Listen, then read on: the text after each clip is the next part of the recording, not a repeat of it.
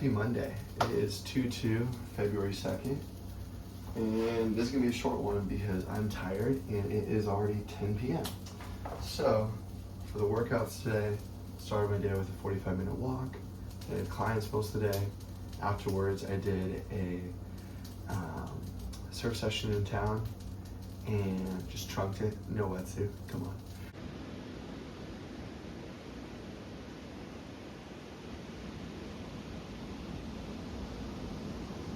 And finished the day with a sunset hike.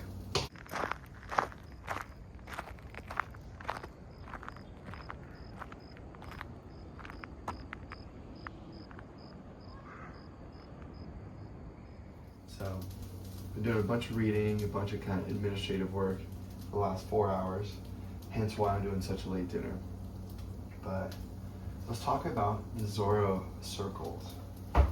So, in this book, Happiness Advantage is talking about the young swordsman Alejandro and how he's impetuous, he's impatient, and he's feeling like he has no control over his life.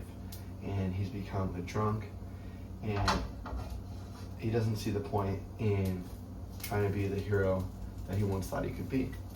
So, this guy comes up and it ends up being Don Diego de la Vega, who was the old Zorro. And he comes up to Alejandro, and he sees this potential in this young man. So he brings him back to his lair, the lair of the fox, the lair of Zorro. And he tells him, I'm going to give you a little circle, and this circle is going to be your world for the next few weeks. Nothing exists outside of it. And so he showed him these sword moves, all in this little circle that he created for Alejandro.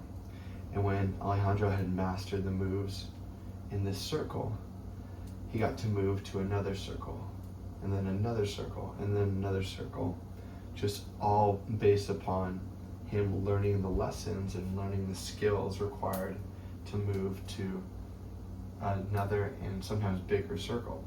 All right, we're gonna tie a bow on this pretty quickly because I am getting a little bit tired. So, the Zorro circles were important because they allowed Alejandro to not get overwhelmed with all these skills that he needed to acquire.